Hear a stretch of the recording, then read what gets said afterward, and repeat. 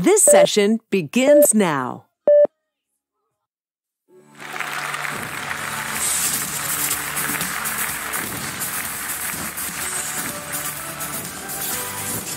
Discover how changing your habits can change your life with #1 New York Times bestselling author, James Clear.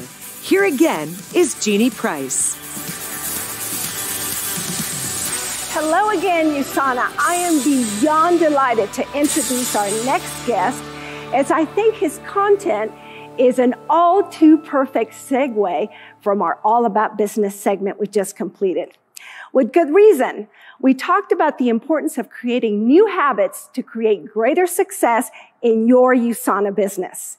And this is your time to learn how to turn that into action. James Clear is one of the world's most well-respected thought leaders on habits, decision-making, and continuous improvement. His book, Atomic Habits, is a #1 New York Times bestseller. Over 5 million copies have been sold worldwide, and it's been translated into more than 50 languages. He speaks regularly to Fortune 500 companies all over the globe. And his popular 321 newsletter at jamesclear.com has over 1 million subscribers, in addition to the hundreds of thousands of followers on social media. I've heard James say, the worst distractions are the ones we love. But in our case, this is a wonderful distraction I think we're all going to love as well. Let's welcome James Clear. Hello, thank you so much for the warm welcome. Pleasure to be talking to you. So earlier, our CEO, Kevin Guest, talked about why vision is so meaningful to USANA. And I mentioned this, James, because it reminded me of something from your book. Many people think they lack motivation when what they really lack is clarity. And I found that this idea really simple, but it's very significant. You know, you emphasize simple and easy in your book, which is something all of us at USANA can totally get on board with. In fact, you know, we say it all the time. And on that note, the time is yours. Thank you so much. I'm excited to be speaking with you all today. I'll be talking about some of the core concepts and key ideas from my best-selling book, Atomic Habits. We'll be sharing some strategies for building good habits and breaking bad ones. And my hope is that over the next, 30 minutes or so, you'll be able to understand and unpack habits at a greater degree and in greater detail than before, and be able to apply them to the work that you do and to your personal lives. So let me go ahead and jump in. I like to talk about these topics through the lens of different stories. And the first story that I like to share is the story of the British cycling team. For many years, British cycling was very mediocre. They had very modest performance on the world stage. And the premier race in cycling is the Tour de France. And the race had been around for a little over 100 years, around 2003, 2004. And the British team had never won. The other major events in cycling are the road and track cycling events at the Olympic Games. And again, over about 100-year span from 2003 from the early 1900s until about 2003, the British team had won a single gold medal at the Olympic Games. And, after this very modest performance for nearly a century, they wanted to change this. They wanted to perform at a higher level. They wanted to fulfill their potential. They wanted to achieve more. And so around that time, they hired a new coach by the name of Dave Brailsford. And Brailsford had one concept, one idea that made him a little bit different than the coaches that had come before. And he referred to that concept as the aggregation of marginal gains. The aggregation of marginal gains. And the way that he described it was the 1% improvement in nearly everything that we do related to cycling. So they started with a bunch of things that you would expect a cycling team to focus on, like they put slightly lighter tires on the bike, or they designed a more ergonomic seat. They asked each rider to wear a little chip, a little feedback sensor, to see how each individual would respond to practice and training sessions. And they used that feedback, that data, to adjust the workout programs for each person. But cycling is a competitive sport, and there are many teams that are doing things like that. And so then they started to look for changes, for little 1% improvements, for small advantages in areas that nobody else was really thinking about. Like they hired a surgeon to come in and teach the riders how to wash their hands to reduce the risk of catching a cold or getting the flu. They tested different types of massage gels to see which one led to the best muscle recovery. They have two different types of suits. They've got indoor racing suits and outdoor racing suits. And they took those two different types of fabric and they tested them in a wind tunnel. And they found out that the indoor fabric was lighter and more aerodynamic. And so they asked all of their riders to wear that fabric when they raced. They have a large truck, like a big semi-trailer that carries a lot of the bikes in it to major events. And they painted the inside of that trailer white so that they could better spot little bits of dirt and dust that might get in the gears and degrade the performance of the bikes. They even asked each rider to test, a dozen different types of pillows to see which one would lead to the best night's sleep for each person. And then once they figured that out, they brought that pillow on the road with them for races and, big events like the Tour de France and so on. So Brailsford said, if we can actually do this, right, if we can actually make all these little 1% improvements related to cycling, then I think we can win a Tour de France within 5 years. Now, he ended up being wrong. They won the Tour de France in 3 years, and they repeated again the fourth year with a different rider. And then after a 1 year break, they won the next three in a row. So after having never won for 110 plus years, suddenly they win 5 out of the next 6. But it was really at the Olympics in London in 2012 when this strategy sort of fully blossomed, because the Tour de France, there is a team element to it, but ultimately one person wins the race. But at the Olympic Games, you've got men's team, women's team, dozens of riders, dozens of events, and the British cycling team won 70% of the gold medals available in London. 4 years later in Rio, 2016, same story. 60% of the gold medals go to the British team. And so this idea that 1% improvements are not just like nice to have, they're not just a bonus or a little bit extra on top of your performance, but actually can be the pathway to unlocking elite levels of success, exceptional levels of performance. No, I think it's a little counterintuitive, a little underappreciated, certainly something that we don't talk about enough. And so what we're really saying here is that excellence is often not about radical change. It's actually about accruing small improvements over time. And this idea that, small improvements can make a difference over time, that continuous improvement is powerful, it's a fairly straightforward idea. It's a fairly, simple concept, but most people don't take it seriously. And if you do take it seriously, if you do wake up each day and look for a small margin of improvement to be gained, look for some small advantage to carve out in the work that you do or the things that are important to you, boy, you'd be surprised what that can turn into in the long run. I like to visualize this concept in a couple different ways. So this graph is one way to visualize it. So what this graph is showing is if you get 1% better each day for a year, so 1.01 to the 365th power, you get 37 times better by the end of the year. And if you get 1% worse, 0.99 to the 365th power, you drive yourself almost all the way down to zero. Now, real life is not exactly like compound interest, right? Real life is not exactly like a mathematical formula, which is basically what we're showing here. But man, I feel like graphs like this do a good job of encapsulating what the process of behavior change feels like. Imagine you're at day 1 on this curve. Okay, you're at the very beginning. What is the choice or what is the difference between a choice that's 1% better or 1% worse? On any given day, not a whole lot, what is the difference between somebody who eats a burger and fries for lunch or someone who eats a salad? On any given day, not very much. Your body looks the same in the mirror at the end of the night. Scale hasn't really changed. It's only 2 or 5 or 10 years later that you turn around and you're like, oh, those daily choices really do add up.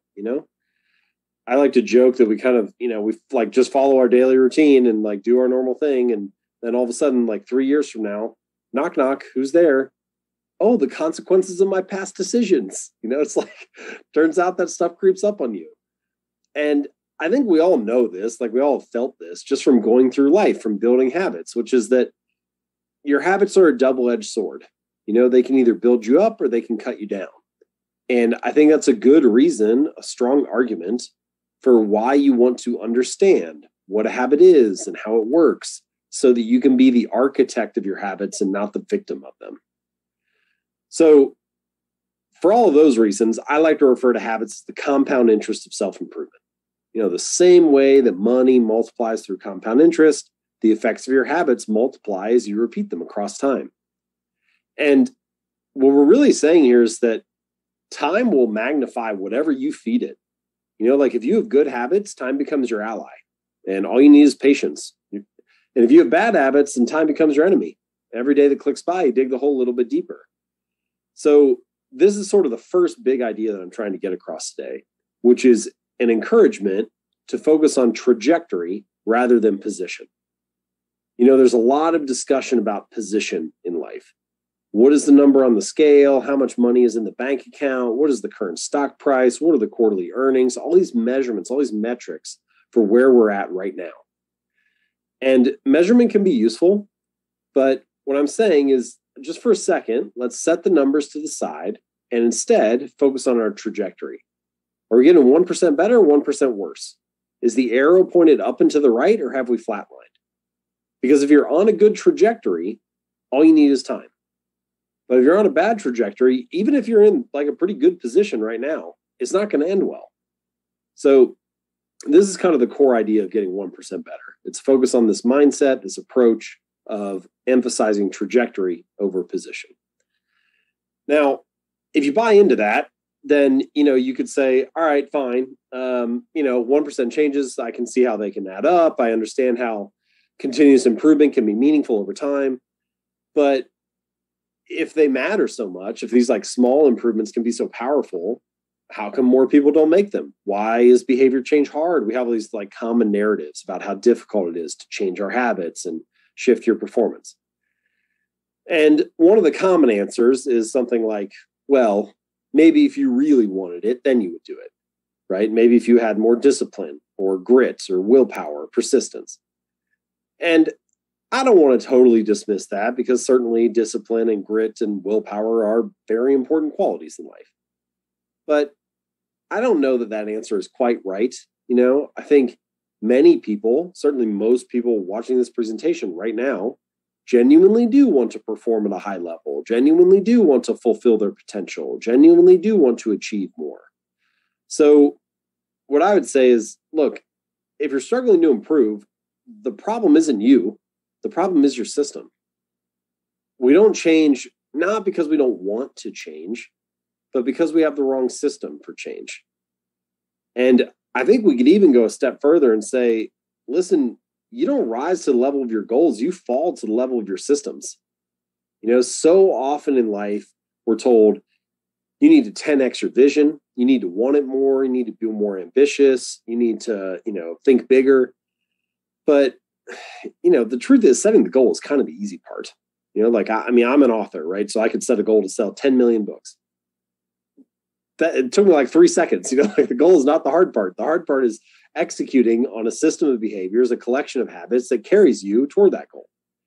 And there's sort of this like funny little thing, strange little dynamic in life, which is that usually in most domains, the winners and the losers have the same goals. The people who are succeeding and the people who are struggling, they want the same things.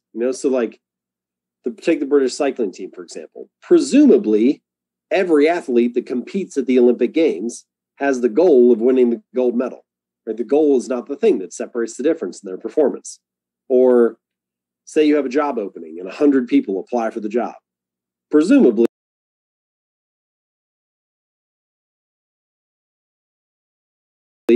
every candidate has the goal of getting the job. Right? The goal is not the thing that determines the outcome. So to put a little finer point on the language here, like what do I mean by goal and system? Your goal is your desired outcome, the target, the thing you're shooting for. What is your system? It's the collection of daily habits that you follow.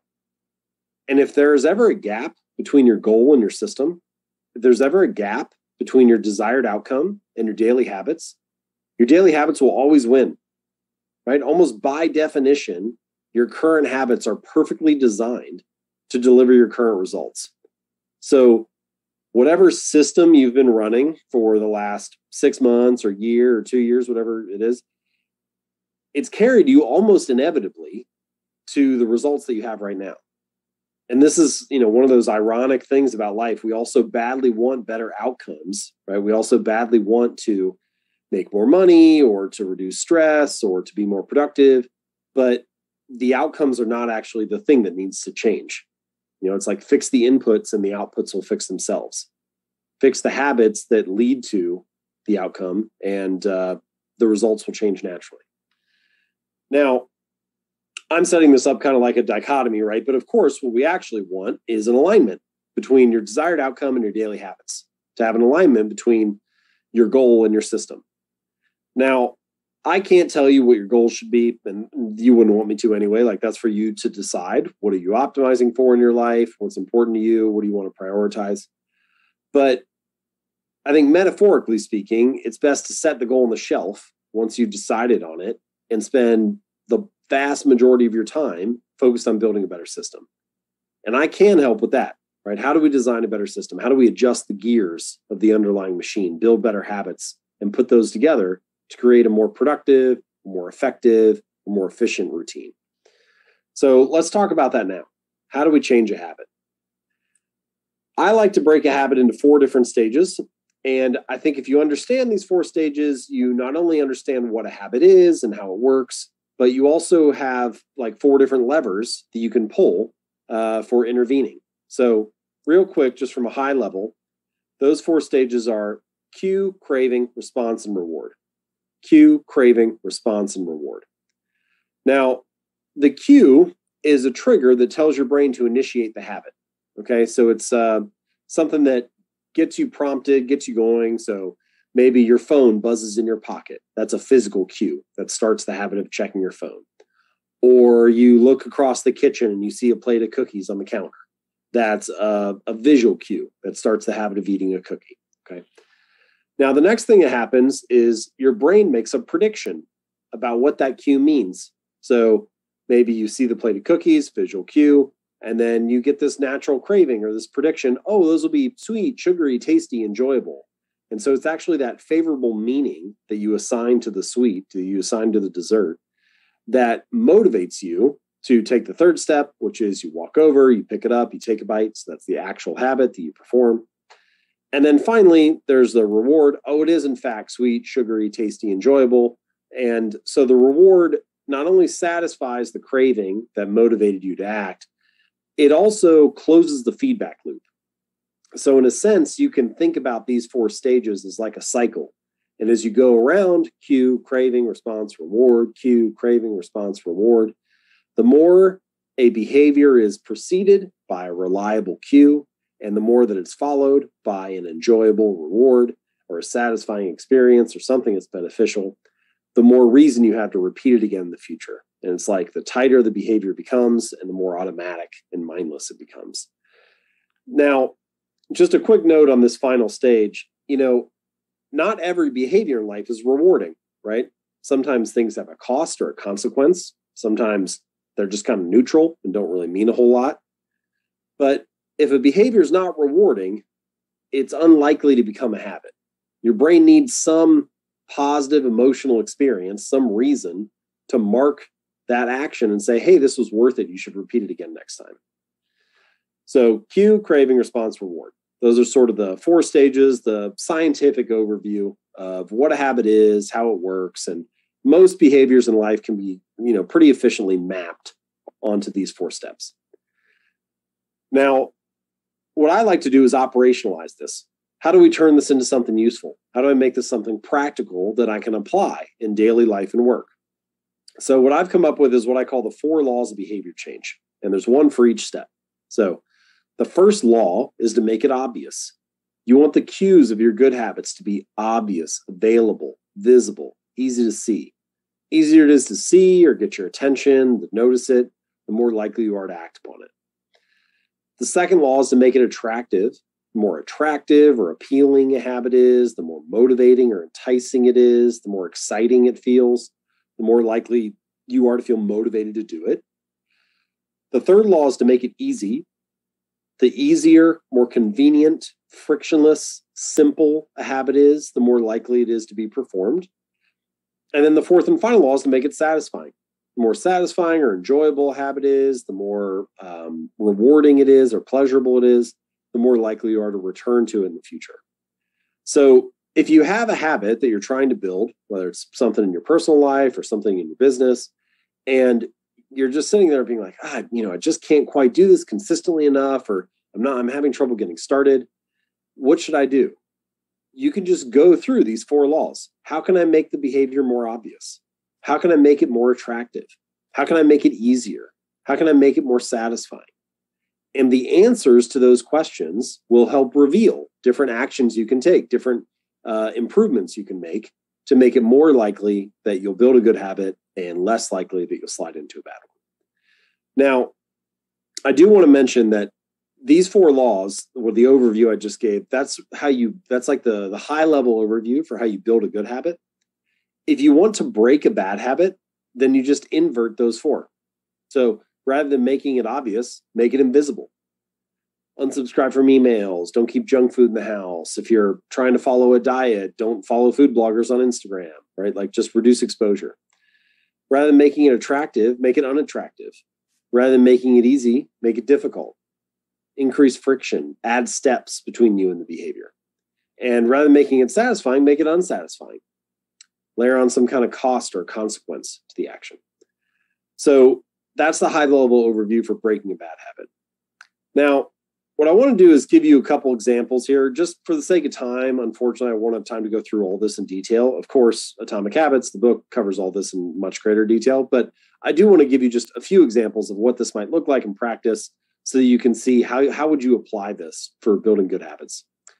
So let's talk about the first law, making it obvious. Massachusetts General Hospital is a large teaching hospital in Boston. And there's a researcher there named Anne Thorndike, and she had an interesting question, which is, can we change people's behavior without motivating them, without increasing their willpower? In fact, we're not going to talk to them at all. So what she and her team did, they went into the hospital cafeteria. So here's a picture. Here's a picture drawn to scale. So this picture here, the gold shaded boxes are different refrigerators that have Coke, soda, juice, different drink options in them. And then the 2 dark boxes on the sides of the room, those are smaller refrigerators that have water. And then all the other shapes are different food stations, food buffet lines, and so on. Now, what the researchers did was they went into the hospital cafeteria and they added water. So they added water to the main refrigerator. So there's still Coke and soda and juice and so on. And then they also added a couple of these little rolling carts around the different food stations, and those had water in them as well. So essentially, they just increased the prevalence of water in the environment. All right, what happens 6 months later? 25% more water is sold, 11% less soda.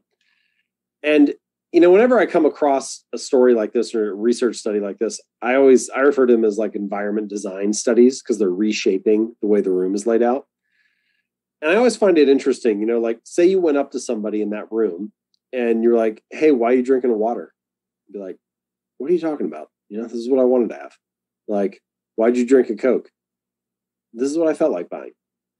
But the truth is, some percentage of them chose that option just because of how it was presented to them. And this is one of the most overlooked drivers of your habits and behavior, which is the shape of your physical environment. The items on your desk at work, the things on your kitchen counter at home, the way your living room is laid out, like all of these spaces where we live and work, they exert an influence on our behavior. And if you want to change your behavior, it is often best to start by changing your environment, by priming the rooms and the spaces where you work in. One thing you can do is just think about one habit that you're trying to build, and then walk into the rooms and look around, the ones where you spend the most space, where you spend the most time throughout the day. And then ask yourself, what behaviors are easy in this room? What behaviors are obvious in this room? What does this space encourage? What is the path of least resistance? And you'll often notice a few different things that you can do to make it easier to follow through on the behaviors you want to build and to avoid some of the behaviors that maybe you're sliding into that you'd prefer not to do. When you've got plenty of energy, when you have a lot of capacity, when you're well rested, when you have free time, sure, maybe you can make whatever choice, even if depending on whatever environment you're in. But when you're busy, when you're tired, when you're stressed, when you haven't slept that much, or when you have a lot on your plate, what do we often choose? We choose the path of least resistance. So stack the deck in your favor and redesign the environment so that the good action is the obvious one. If you want an example of this, a lot of people feel like they watch too much television, but walk into any living room. Where do all the couches and chairs face? It's like, what is this room designed to get you to do? Now, I'm not saying you need to rearrange your entire house, but you get the idea, right? There's like a spectrum of choice here. You could take the TV and put it inside a cabinet so you're less likely to see it, or turn the chair away from the TV, have it face an end table with a book on it. And no individual choice like that is going to radically transform your behavior, but collectively, it can make a big difference. All right, so I think you get the key takeaway here, which is if you want a habit to be a big part of your life, make the cue a big part of your environment, make it obvious. Okay, so that's the first law, making it obvious. Second law is making it attractive.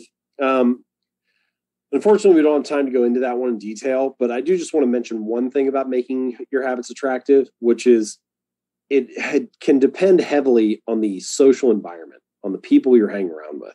And I think one of the punchlines, maybe something you can take away with you, is you want to join groups where your desired behavior is the normal behavior. Because if it's normal in that group, then it's going to be very attractive, very motivating for you to stick to it. All right, so the third law, making it easy, I do want to offer another little example here. So each morning, there's kind of a moment that shapes how my day is going to go. Let's say it's like 9 a.m. and I go into my office and one of two things happens. Either I open up Google Docs and start writing the next article I'm going to work on, or I go to some of my favorite websites and check the latest sports news. And, what happens in the first 45 seconds really determines what happens in the first 45 minutes. Because if I start reading about sports, that hour is pretty much shot. But if I jump into the writing, even if it's just a sentence, then it's okay, now I'm into the work and the momentum sort of carries you forward. And the hardest part is that first movement, that first action. And I want to give you a little example, tell you a little story, a strategy that you can use for overcoming that little initial bit of friction in your own life and making it easy to get started. So there's a little strategy I like to refer to as the 2-minute rule. And it's very simple. It just says, take whatever habit you're trying to build and scale it down to something that takes 2 minutes or less to do. So read 30 books a year becomes read 1 page, or do yoga 4 days a week becomes take out my yoga mat.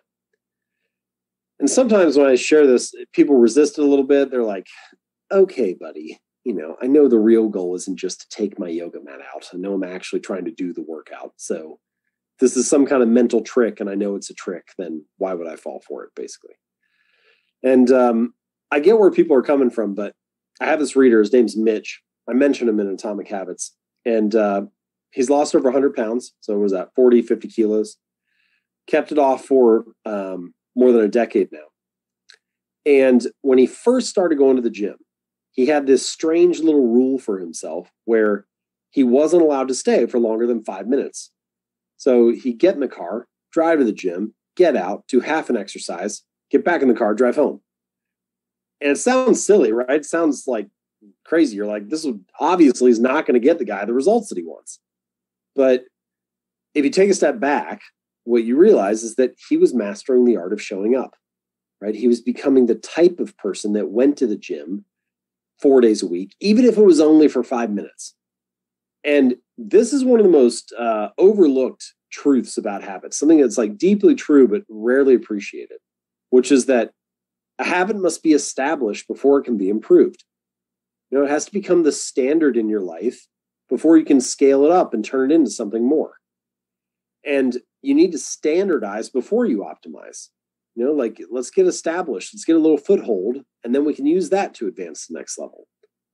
I'm reminded of that quote from Ed Lattimore where he says the heaviest weight at the gym is the front door. Like, there are a lot of things in life that are like that. The hardest part is getting started. The heaviest step is the first one. So the 2-minute rule kind of pushes back on that perfectionist tendency and helps you master the art of showing up. All right. So the fourth and final law now, making it satisfying. I'll just give you a brief example here for the sake of time. I refer to this as a Seinfeld strategy. Jerry Seinfeld, famous comedian, he was going to different comedy clubs early in his career. And there's this story that he went backstage one night and there's this young comic named Brad Isaac who's opening for him. And supposedly he says something like, Mr. Seinfeld, I'm a big fan of your work. Wonder if you have any tips for a young comic. Seinfeld thinks for a second and says something like, well, the secret to being a better comic is to write better jokes. And the secret to writing better jokes is to write every day. So one thing you could do is like get a big wall calendar where you can see every day of the year mapped out on it. And any day that you do your task of writing jokes for 5 minutes or 10 minutes, whatever it is, you put an X on that day. And it doesn't matter how good or how bad the jokes are. It doesn't matter how you feel about the jokes. Just don't break the chain, right? It's just about building up this streak and sticking to it. And that mantra, don't break the chain, boy, that's a powerful idea. It can be applied to all sorts of habits. This is a picture of a habit tracker that's at the back of a habit journal that I helped design. And, you can build up your streak of X's, and putting down an X is a small thing, right? It seems like it wouldn't count for very much, but it helps you visualize your progress. And progress is one of the most motivating feelings to the human mind. You have every reason to continue. Now, building up a streak is motivating, but losing a streak can feel demotivating. So I like to combine this philosophy of don't break the chain with the second philosophy, which is never miss twice. Maybe you start a new diet and you stick to it for 5 or 6 or 7 days. And then on the 8th day, your friends want to go out for drinks and you binge eat and you're like, well, I wish that hadn't happened, but never miss twice. So let me make sure the next meal is a healthy one. And if you can do that, then in the long run, it's just a little blip on the radar. The mistakes don't mean very much, but that's only true if you never miss twice. All right, so let me recap here. Cue, craving, response, reward. Make it obvious, make it attractive, make it easy, make it satisfying. Now, we're going to take some questions here in just a minute, but before I do that, I want to let you in on one final idea, which I consider to be the secret of this talk. And the secret is it's not actually about little habits. It's actually about believing something new about yourself. And this is a concept that I refer to as identity-based habits.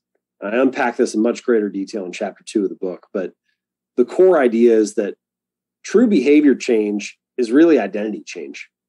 It's really believing something new about yourself when you change the story about who you are.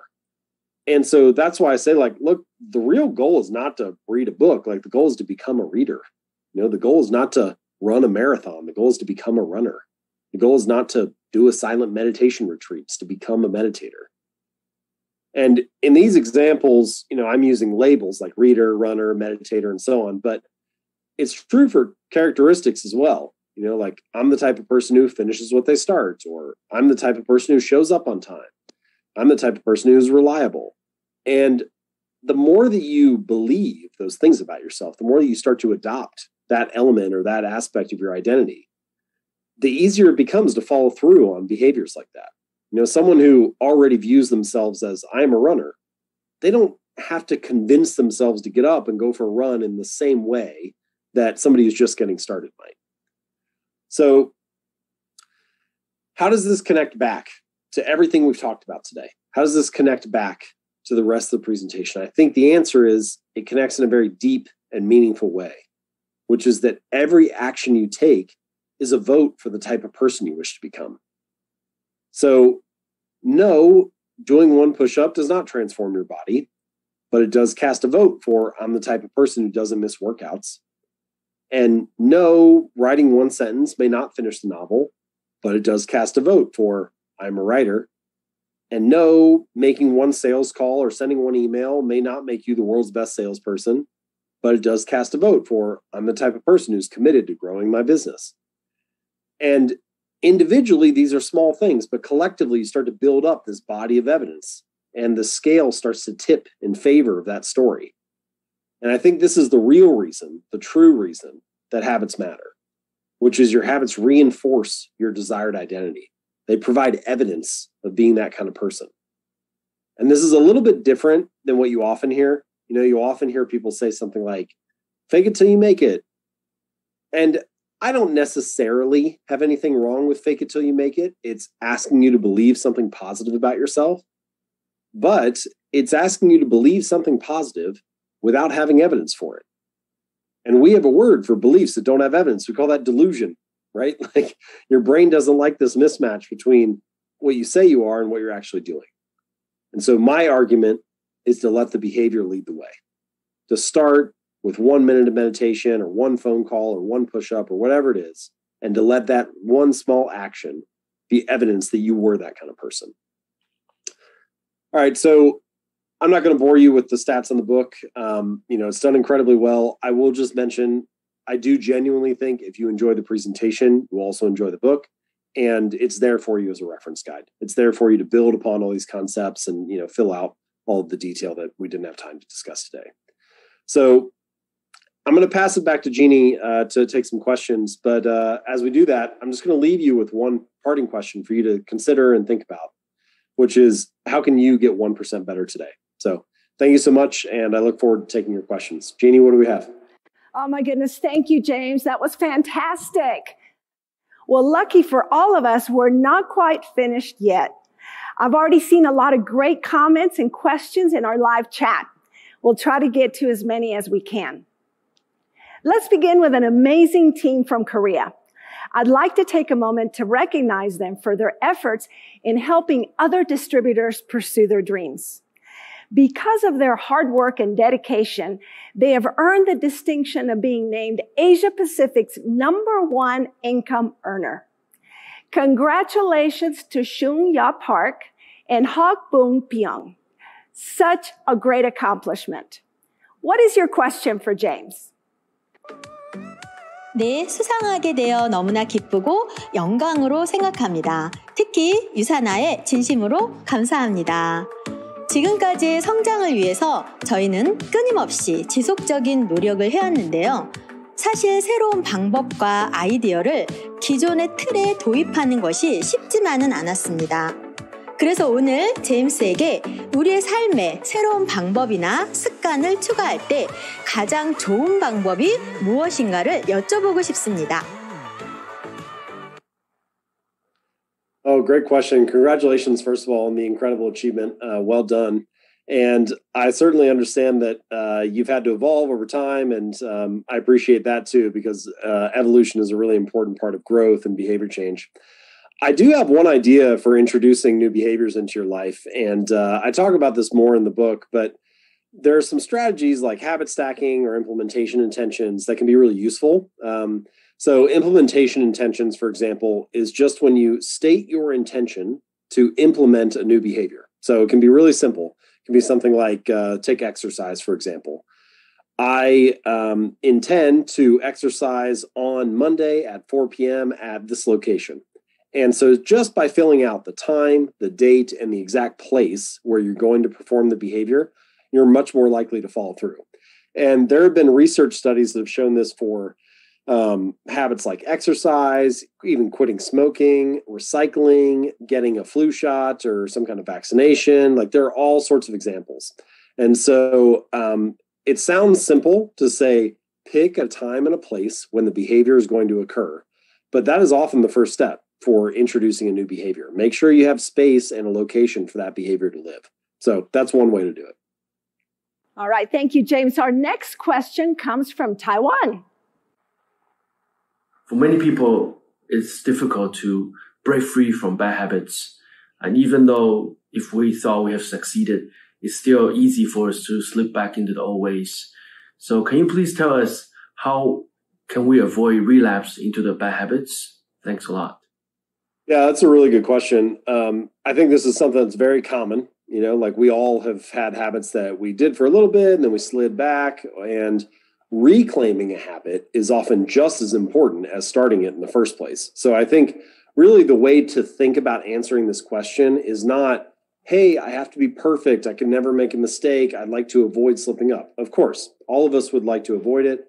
And that's why many of the things that we talked about during the presentation, like priming the environment or joining a group where your desired behavior is the normal behavior, or making the habit really easy with the 2-minute rule, all of those strategies are intended to help you get started and stick with it. But even so, you're going to have times when you slip up. Like, nobody is perfect. And so I think that's where a strategy like never missing twice comes in. You know, what I realized, the more that I study people who are top performers, who really achieve well in their particular domain, the more you start to notice these people aren't perfect either. They make mistakes just like everybody else, but they do tend to reclaim the habit very quickly. They tend to get back on track fast. And so I think a couple things you can do there. One, this philosophy of never miss twice. Two, have a plan for when you fail. So nobody is intending to fail, but if you do, what are you going to do to bounce back and make sure that you get back on track quickly? And having a plan for that rebound can be just as important as getting started in the first place. That's so good, James. You know, my daughter's a great fan, and she uses the never miss twice. Works for her. I'm sure it will work for everybody. So here's a question out of Thailand. หลายๆคนที่คิดอยากจะเปลี่ยนแปลงตัวเองแต่พวกเขาเหล่านั้นไม่ประสบความสำเร็จคุณเจมส์คิดว่าปัญหาส่วนใหญ่เกิดจากอะไรครับ Yeah, good question. There are a lot of mistakes that common mistakes and pitfalls people fall into. I would say the main one is probably starting too big. So the 2-minute rule can help there. Let's scale it down. Let's try to not be so ambitious. The other common pitfall that people slide into is picking a version of a habit that they think they should do because like society tells them to, or it's popular, or other people are talking about it. But you should pick the version that you are most excited about, that sounds fun to you. Exercise is a good example. Like, not everybody needs to work out like a bodybuilder just because, you know, that's what people on Instagram are doing, or that's what you see other people doing. You can pick many forms of exercise. You know, kayaking or rock climbing or running or hiking, whatever it is that's fun to you is what you should pick, because that's the behavior you're more likely to stick to. So choose the version of the habit that's most exciting to you. Oh my goodness, James, well, we sure covered a lot in a very short amount of time. Thanks to all of you for all of your questions. And James, thank you so much for your answers and insights. We really appreciate you being here. Oh, thank you so much. I appreciate the opportunity. I hope you all found it useful, and I'm wishing you the best. Wow, so much information. No doubt I'm going to watch this session a few more times, and so can you. This content is available on demand for the next 30 days. So take advantage as you create small habits that can have a big impact on your life. Now it's time to grab some food and take a meal break with Kevin Guest and the Free Radicals.